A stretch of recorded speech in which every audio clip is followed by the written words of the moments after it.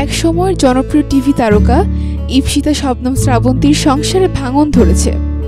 শ্রাবন্তীর স্বামী খোরশেদ আলম জাহাঙ্গীরনগর বিশ্ববিদ্যালয়ের নাটক ও নাট্যতত্ত্ব বিভাগের সহযোগী অধ্যাপক। স্বামী তালাকনামা পাঠানোর কথা জানিয়েছেন শ্রাবন্তী, তবে এখনও সেটি হাতে পাননি বলে জানান তিনি।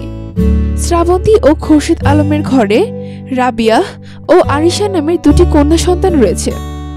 হঠাৎ কেন এই বিচ্ছেদের সুর, এই বিষয়ে গণমাধ্যমে খোলামেলা কথা বলেছেন জনপ্রিয় মডেল ও অভিনেত্রী ইপসিতা শবনম শ্রাবন্তী।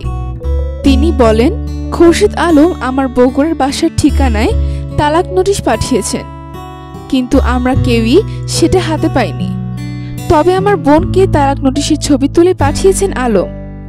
2017 সালের জুন থেকে আমাদের মধ্যে মনোমালিন্য চলছে, আর গত এপ্রিল থেকে আলমের সঙ্গে আমার কথাই হয় না। অথচ কথা ছিল গত জুন মাস থেকে আমরা আবারও ঠিকমতো সংসার শুরু করব। আমাদের সংসারে তৃতীয় পক্ষ ঢুকে গিয়েছিল। আমেরিকায় যাওয়ার পর আলম নিজে কিছুদিন কাজ করেছে। এরপর সে আমাকে কাজ করার কথা বলে এবং সে পড়াশোনা শুরু করে। আমিও সেটা মেনে নিয়েছিলাম। আমি ড্রাইভিং জানি না, তারপরও সংসার সামলে আমি কাজ করতাম। কিন্তু হঠাৎ অনুমান করতে পারি আমার হাজব্যান্ড অন্য কারোর সঙ্গে কথা বলছে।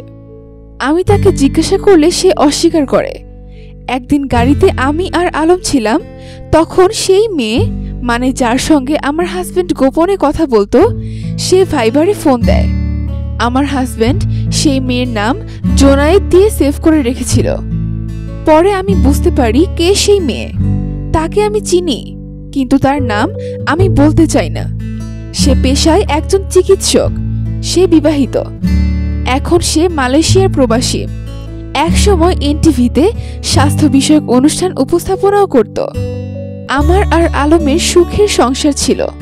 হঠাৎ ওই মেয়ে আলমের সঙ্গে নিয়মিত কথা বলা শুরু করলে আমার আর আলমের মধ্যে সমস্যা দেখা দেয়। বন্ধুত্ব এক জিনিস, গোপনে কথা বলা অন্যরকম জিনিস। বন্ধু হলে লুকিয়ে কেন কথা বলবে? এসব বলতে গেলে আলম আমার গায়ে হাত তোলে।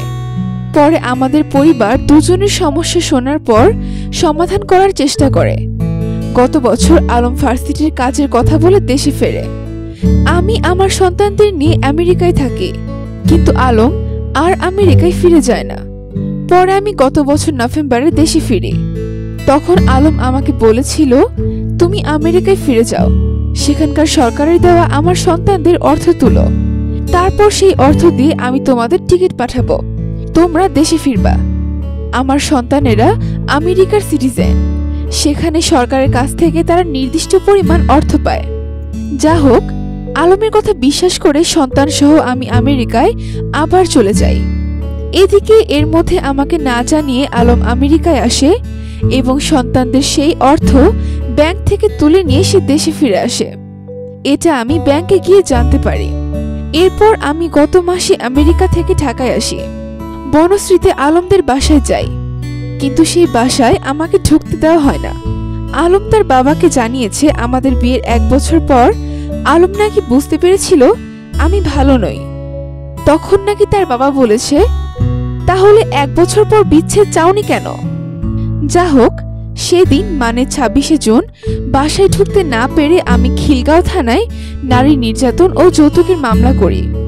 মামলাটি এখনো চলছে। আমার কথা, আমাকে ডিভোর্স দেবে সেটা তো আমার সঙ্গে কথা বলে নেবে।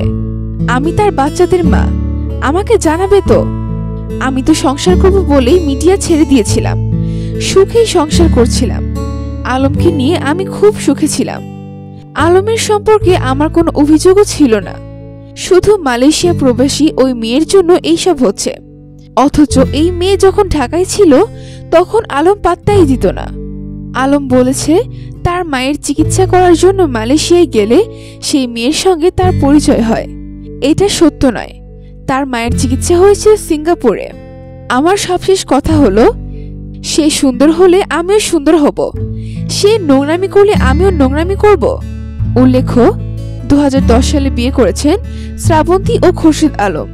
তাদের সংসারে 2টি কন্যা সন্তান রয়েছে। এতক্ষণ আমাদের সাথে থাকার জন্য ধন্যবাদ।